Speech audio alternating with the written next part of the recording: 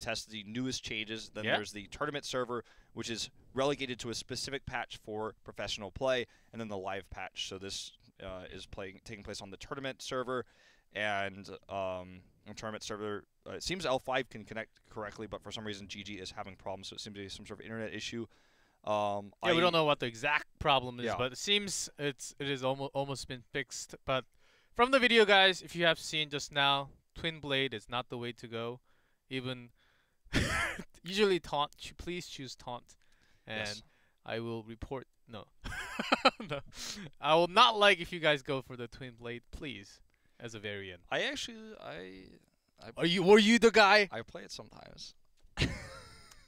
It's so fun when you're winning. I'll When see you're you winning, after cast. when you're winning, it's super fun because when you're ahead, you do so much damage. When you're ahead and then you fall back behind I'm right just after. saying, if it's a stop and you just walk forward with it, you're like you're unstoppable machine. But you are stoppable though. Sure, not if I'm cleansed though. Oh, but not when I'm Lucio. Not if I have Divine Shield on me. Not if I have Divine Shield and Sanctification and Cleanse on me at the same time. What are you gonna do against that, my Twin Blades? Oh, then you You gonna try to Void Prison me? Yeah, I don't think so. Yeah, that's actually, Void Prison actually is on top of everything else. Even Sank is cancelled by Void Prison. Yeah, but then I pop out of Void Prison and I still am on the Sank and I'm on. You're not. You're. Where are you going with this? I don't know. I'm making stuff up. Well, that's it for Varian. And moving along. So, what's your favorite cereal? I like Fruit Loops. They're the best. I didn't really eat cereal that much growing up. I actually don't like my cereal with milk, and I don't like it with water either. That's even weirder. But I would like eat a little bit of Fruit Loops in the morning sometimes. Oh, my God. yes! I guess we're fixed.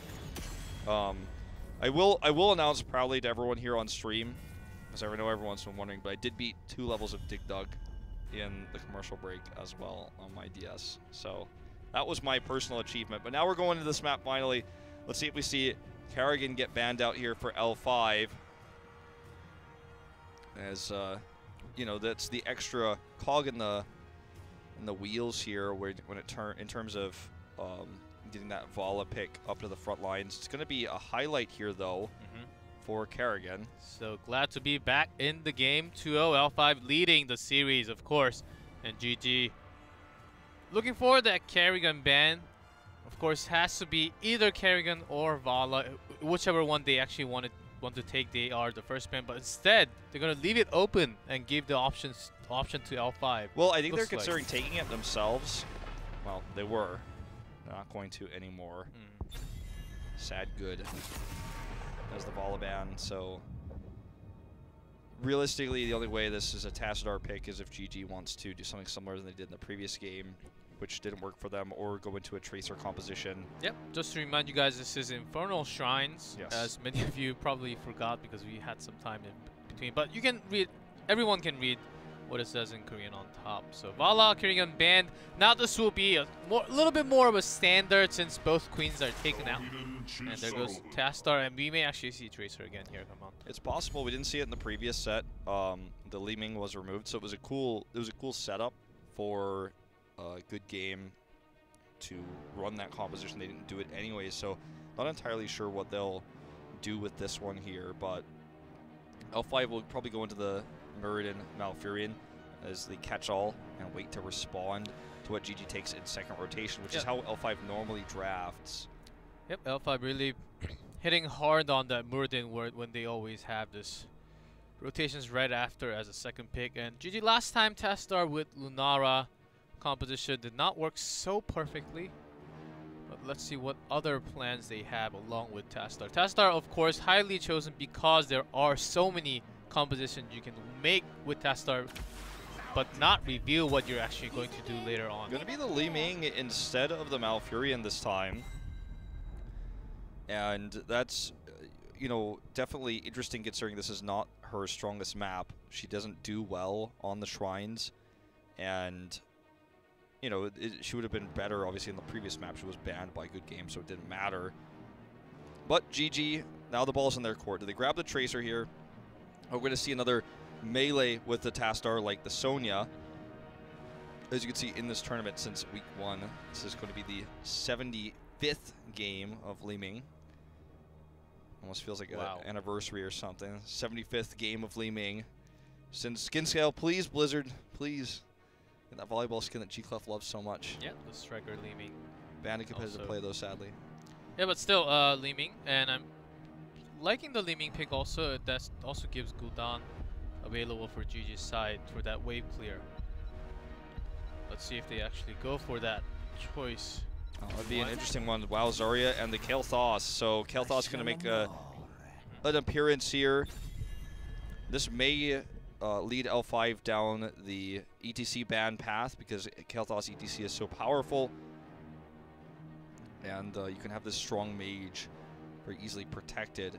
It's really weird, though, that we're going to have Tastar, Zarya, and Kael'thas. They're hiding something else. Yeah, I feel like... Yesterday from Mighty it was Julzin, but who knows what's going to come up for today. And L5, yeah.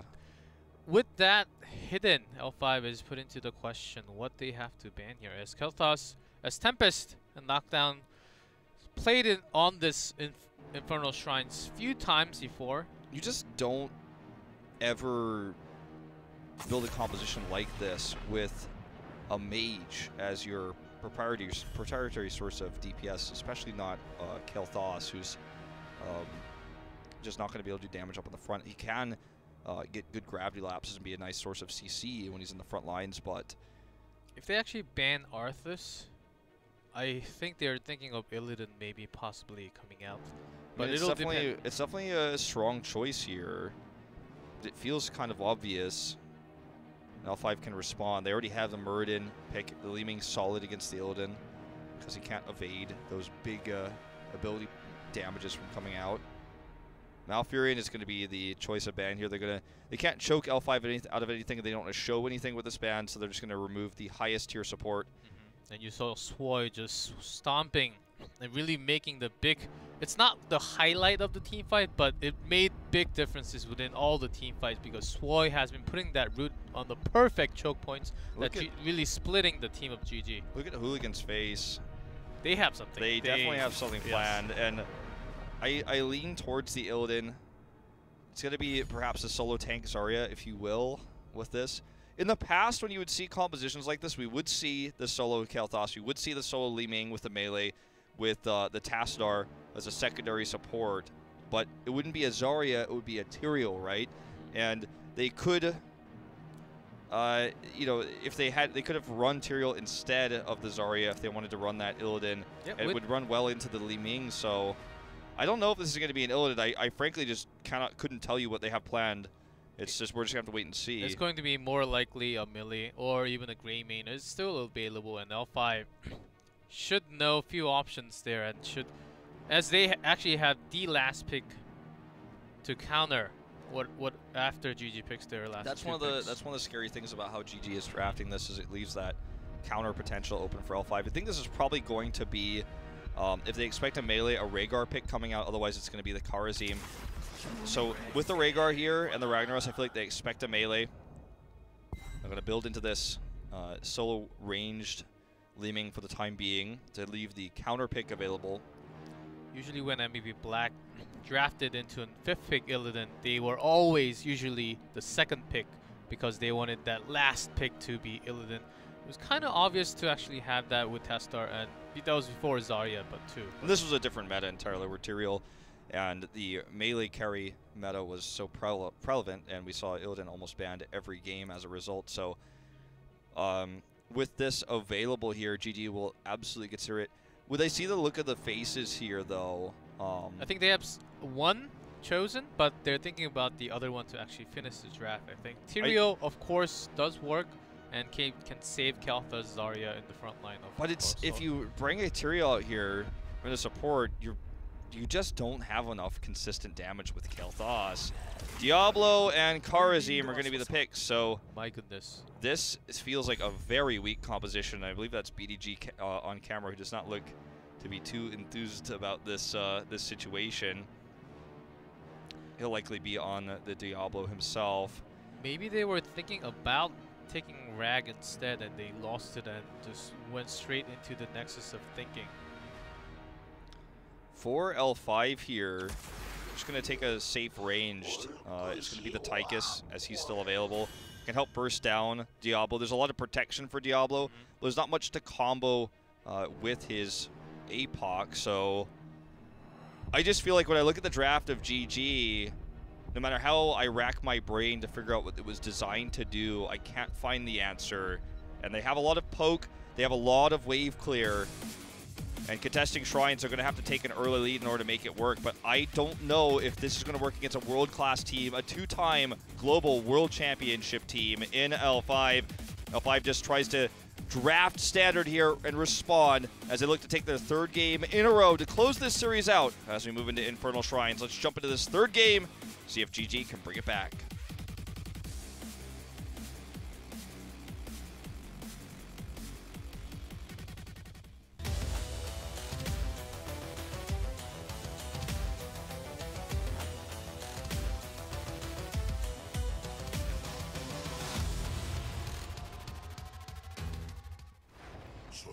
In blue, good game with Kel'Thas for BDG. Jaehyun on the Diablo.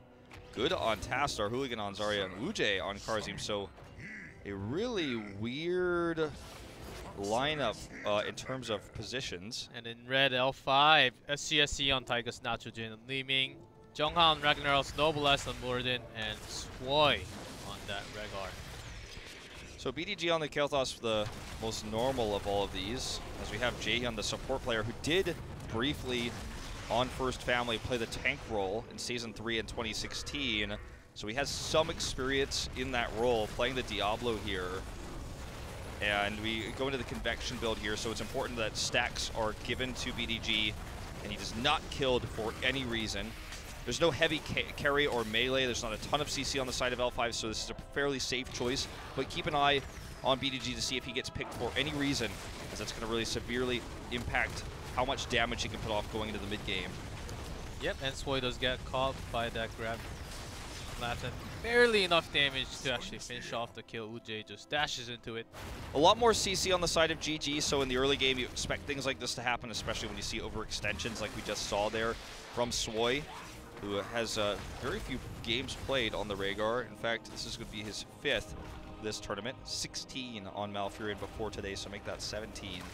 And, you know, it's not out of the realm of possibility that this early game is crushing in favor of GG's composition. And also the first shrine could certainly go to them because they have the CC, they have the poke for Kel'Thas to secure those last skeletal defenders. It's just later on that I worry for them. See if they have enough consistent damage with the Kel'Thas to win more extended fights. See the dive here onto Hooligan in the top lane. Look, he's walking straight along with that meteor is not the way to go sometimes. And it took a lot of damage, but survive at the end. Is this going to be, not likely, but a Pyroblast onto Li Ming? I was thinking about it, but you know, it's tough to actually make that happen if the positioning of Nitrogen is good, which it has been so far.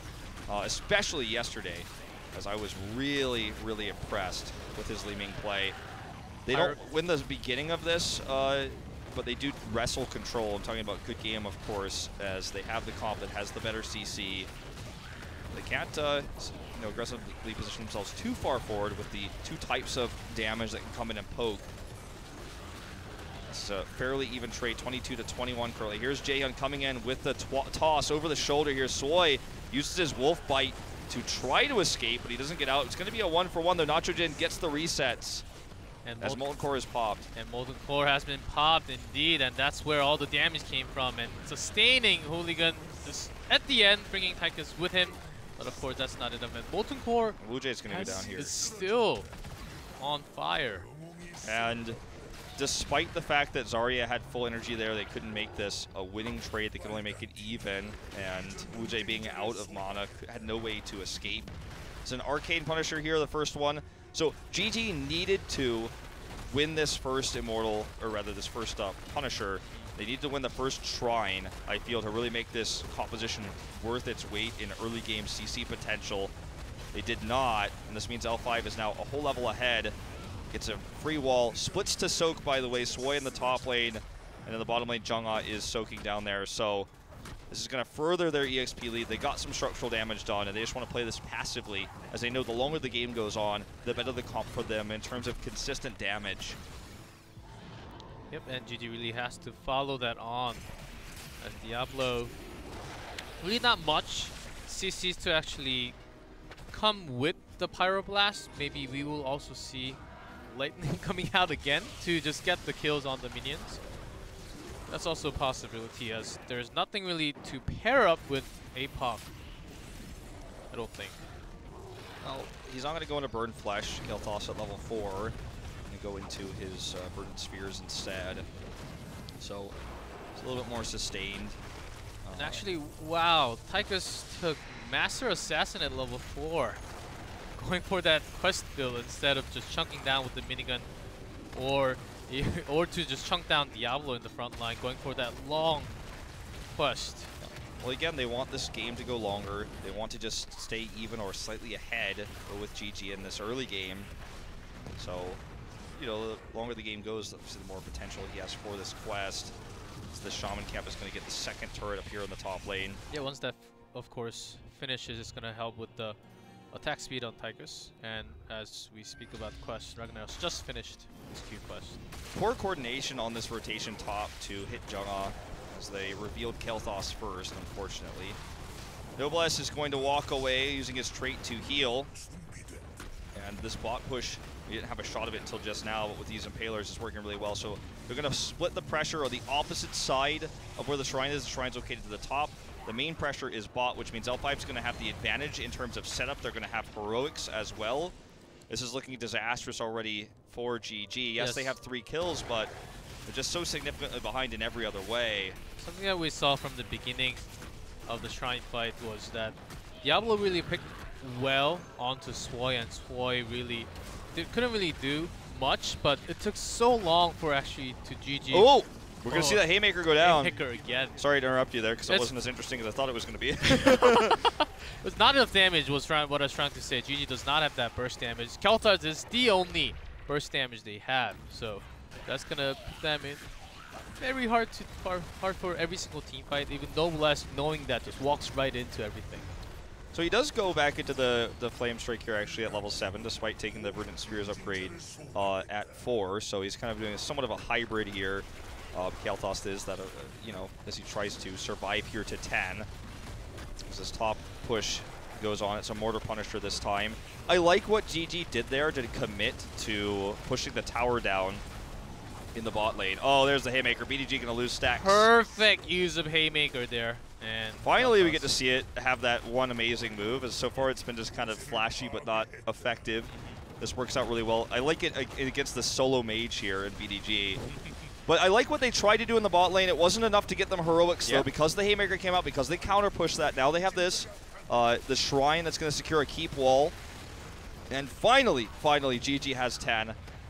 We're going to see the Apocalypse, and it is going to be Pyroblast, as you predicted.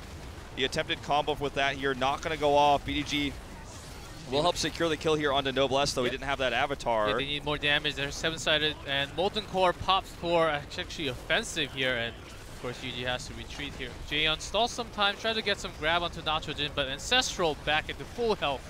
Yeah, because they were, I suppose, partially also scared. The Pyroblast is going to go off. Swoi is not going to get out of this one, sadly. Nacho'Jin trying his best. Oh, just barely with the 3 there. Wow. That was well played. Nice. Pyroblast has so many different counters, natural or unnatural. That was a fairly unnatural way.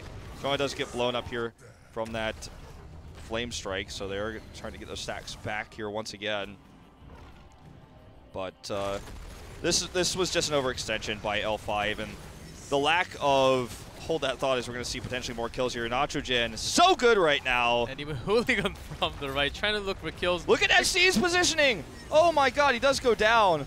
Well, I can't even be mad. Why is Jaeon all the way on the right? This is a game that's going to go on forever. But well, now GG has a lot more potentials, a lot more burst with that 7-sided and Pyroblast, of course. Even Archon will help on that consistent damage. Yeah.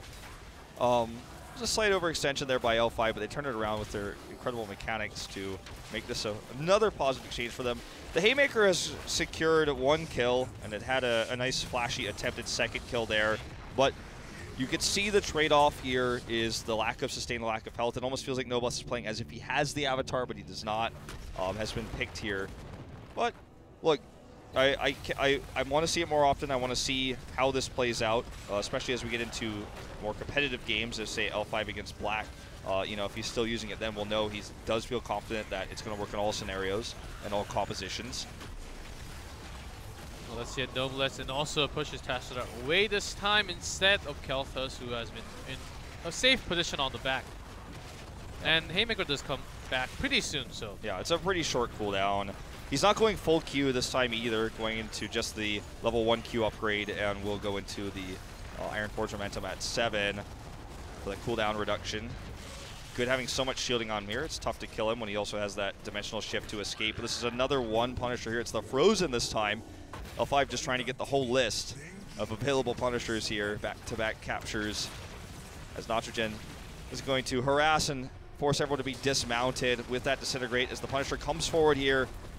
SC very aggressively positioned. Hooligan has nearly full energy, so this is very dangerous. This is a 4v5 fight, and Kerazium actually goes down instead as CS gets hit Ancestral. And that's the end of that fort, so they're going to go ahead and chase here. There's the stun onto BDG. He's got the shield on him. We're going to turn this on to Hooligan here. Noblesse and needs to use his trait to heal up, is out of combat now as this is pushing all the way towards the keep ball. So Furious committed here onto Jaehyun on a follow-up damage, but the push continues. They want to get a keep off of this. It's going to require another pick in order to make it happen. Even shielded at the right time. I'm liking the way that Tassadar is shielding his teammates at the time, but that's not enough as his Punisher just went down. That was a 4v5 fight with the Punisher, of course, but GG really having a hard time.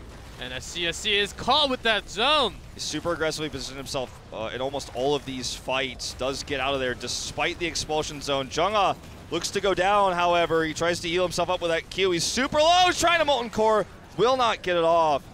So it's going to be a kill here for GG. Down a talent here. Once again, L5 perhaps pushing a bit too far and overextending. It's kind of funny. A lava bursted from the Pyro. He actually stays here to look for the Haymaker to get the kill on the Jaehyun. Sadly, not going to be enough, though. Not going to be enough indeed. And Noblesse really low at the time, so he has to Dwarf Toss away. But with that Haymaker, he has to really go with that healing static at 13 to heal himself back. But that's not enough, as they are missing a member. I just feel like the Haymaker has caused more trouble than it's worth so far. You know, if he had Avatar in almost every situation, yeah, maybe he doesn't get the pick at the beginning that he did on Kel'Thuz, but so far he hasn't been able to get much else. And I feel like Avatar would have allowed him to do so much more in so many different fights here. So just aggressively positioning himself, looking to get behind Jaehyun for the Haymaker once more. Tychus is grabbed, but Ancestral to save himself, but that's not going to be enough, and SCSC will go down at the end. Okay, it's going to be a 1-for-1 though, as they do get the pick onto Good. Ujay very low on mana here. It's a mistake perhaps to stay this long. Getting the Haymaker here onto BDG. He's isolated. Stormbolt connects. Noblesse wants more. Ujay solo on mana. And they're going to go for the chase here. Swoy's on the chase. He's going to have that wolf bite. Gets the bite off, and with Disintegrate, the kill is secured. Ujay just barely has enough mana to dash twice in order to get out of this one, avoiding that Molten Core damage. Things looked scary there for L5, but they turned it around. Yep, and just focusing down on Tychus, that took a long time to just kill one with that Ancestral healing back at CSC, and really taking Master Assassin with that quest. It's taking a long time to melt down Diablo. Instead of, he could have chosen Bigger They Are to really melt down the full maximum health from Diablo, but look at that percentage-based damage increase coming out on the Wolf Bite for Swoy as well at level 16, helping him to get that kill onto Kel'Thuz in that last exchange. That's going to be a fairly rare talent pick, but something that's really cool. And with how many times we've seen the attempted grab onto Jaehyun on the Diablo this game, I like it, because if the Haymaker goes off, perhaps that extra percentage-based damage is what they need to get that pick. And, you know, this Punisher already starting to be controlled here. 17-23. Skeleton Defenders taken down by L5. They had the positional advantage. They were here first. There is a slight bot push because there's no Siege Giants or anything like that. There's no Mercenaries, I should say. It's not going to be something that GG is too worried about right now. They're just looking to get 16 before they engage this fight. They have all heroics available. In fact, all 10 in this game are up right now as Psi Infusion does complete. And this is going to be one. They're just going to let this go, though. Yeah, There was no way. It was very close to being done, and L5 was actually baiting for them to actually come in and try to take those minions when they could just finish it. So GG instead just goes around, and now they just have to defend. Kind There's of a no way. slow decision-making choice by them to let it go. They could have perhaps faked it a little bit better and let it go later. Oh, hold that thought. There's That's a the burst. isolation they're looking for with the 7-sided. Yep, and Haymaker seems to be not working. Didn't work so perfectly at the time, but even with Avatar, I think that was enough burst. Maybe with Pyro at the end. All right, good Ancestral preemptively here onto Jungha to keep him alive. And Jaehyun actually tossed him to stay alive. Soy wants that kill onto Good. He gets the wolf bite, doesn't get the finish off though. Hooligan is stuck back here though as this keep is under fire. It's a Mortar Punisher who's adding his own extra damage into this fight, as they're going to try to push forward here onto the core. They have Molten Core with the 2 kills here. They want to end this game. They want to end this series. Jaehyun gets caught out of the Hall of Storms. Does barely get back inside, but Wu Jae will not be so lucky. It's going to be another reset here for Nacho Jin, who looks for the pick onto Good. They don't get it, and this means it's probably going to have to be a retreat here for L5. 10 seconds until Kael'thas is back up with BDG soon to be available. It just doesn't feel realistic to look for the core anymore. If Noblesse has not been cut from the beginning, I don't think. Maybe they could have pushed a little bit more into the core, but that's just not. Oh my god. What? That happened. Well, Good just didn't respect Nacho Jin's accuracy there. That's what happened. It's not going to be enough with the, again, stacks never finishing here for Kael'thas, completely reset back to 0. It's not going to be enough to secure them a win in this game, even with the pick there onto Good. But they're looking for 20 now. Just got this fort here. It's just a EXP bank waiting to be taken. Noblesse comes in for the Haymaker onto Hooligan. Jungha, though, committing to Jaehyun instead. 7-sided comes down. Expulsion Zone is placed here. Hooligan building that energy up. Looks like Noblesse is going to go down. He doesn't have that Avatar. Uses the static healing to keep himself a little bit longer, but 2 dead already on the side of L5. They took the fight before 20. What a nice isolation from that Expulsion Zone made by Hooligan there. The entire team couldn't really help heal Noblesse or the Ragnaros back up from the front line. Hey, we do see a Pyroblast attempted here onto SC, but immediately there was already the Ancestral to cover for him. Level 20 is now reached for L5 as we see them lock in Paul Roche, for example, on Li Ming. Jan should be able to get out of here. They don't want to lose any more members, though, as the death timers on Rag and Murden are ticking down now. Everyone's super low for GG, but I like this choice to actually commit. Just tap, don't hearth, and try to take a positional advantage when they have the numbers advantage. They only will for a few more seconds. L5 actually just retreats back. They're not going to care about this brief lead in numbers for GG. They're going to take this camp to pressure as they take the shrine, so this is well timed now. Muradin and Ragnaros are back up here. Molten Core should be up fairly soon if it's not up already. It's not the worst. It's not the worst camp for GG's side, as if L5 stalls a lot of time here, the top lane will keep on pushing and that catapult will be on the core very soon. That's all they have to do, and also just to pressure into, because they have the higher level lead right now. Okay, here we go. Already this is starting. 9 skeleton defenders down. GG is going to have to take a fight without 20, or they definitely should leave right now. They should have left a minute ago if they're not going to try to commit to the fight. Even top and bottom are getting pushed all the way. This is not the first time they've been indecisive like this, to go towards the shrine, stand there, look at it, and only once it's completely useless to be there, leave. This one wasn't as bad as the previous one, but they do retreat now down, splitting off into all 3 lanes to try to soak for 20. They're almost there. But luckily, it looks like they may be able to hit 20 fairly soon when the Punisher actually arrives. Until to the keep, I'd say the wall must be gone by that time. Unlucky for them, the Punisher is arcane, as we see the Fury of the Sunwell exploding twice, giving some more stacks here to BDGs, trying to get this stacked up, but it feels too little too late. Cleanse going down here onto Jungha to keep him alive as the push continues. They've got the Impalers behind them for that extra siege. And now the Punisher is actually pretty low. GG has been focusing all their damage into the Punisher only, and that's when the APOC connects, Swoy into the Punisher danger zone, but no damage following up there. He just dropped Storm Shield to keep his team alive as he tries to retreat there, avoiding the explosion zone. Pyro comes down. They're going to have to group up to stop that damage. Does get the shield off. Not going to be enough here. Ooh, they're going to look to engage here. Oh, the Ancestral just barely does not connect onto Noblesse. And I feel like there's now enough reasons to why I could definitively say Avatar absolutely would have been the better choice in this game. GG wants to counter push here to try to end this game. The problem is there's going to be catapults on their core, 2, soon to be 3. They decide this is not the right choice.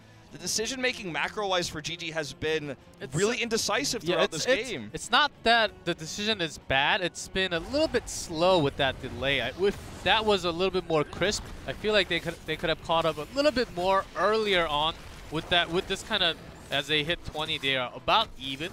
They could have potentially left Tassadar to help deal with that push alone while pushing forward to get a keep wall. They could have gotten something out of the objective, but all they got now was Impalers, which SC will happily just solo clear right now. They're going to get a second cap.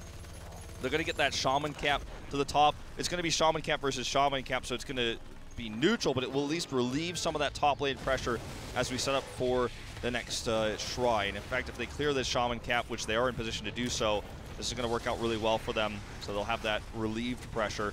The mid lane is something that also they have to deal with. It's not just the top lane that has catapults on it. That was where the previous push was. You can see already Jaehyun and Sing in the mid lane to help deal with that. But L5 just has this massive lead now as we go into this phase.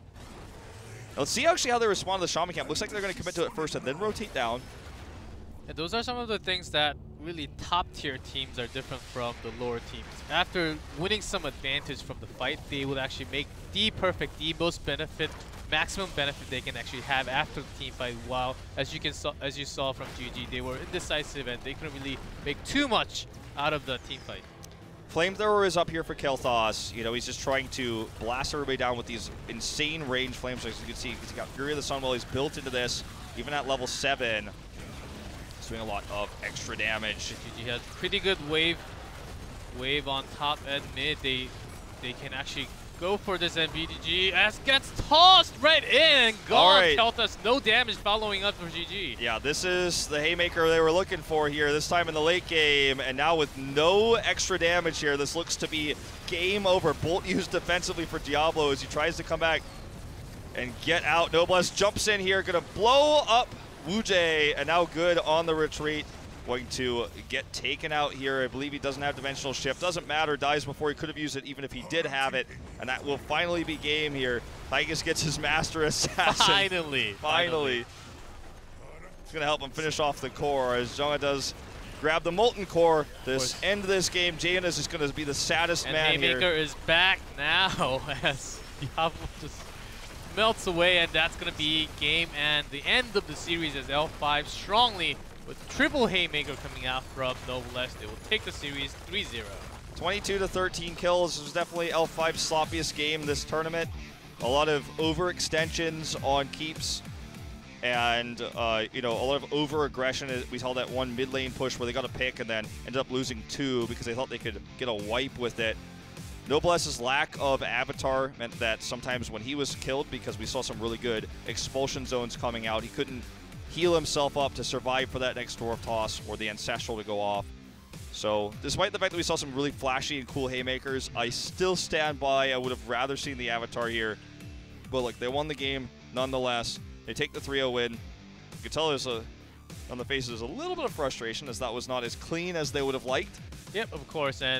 But even with those Haymakers, I think he had a pretty good plays tossing Kel'Thas 2 or I believe even 3 times in the middle of the team fight, and he couldn't really even use that Pyroblast, and it does take some time to cast that heroic for himself.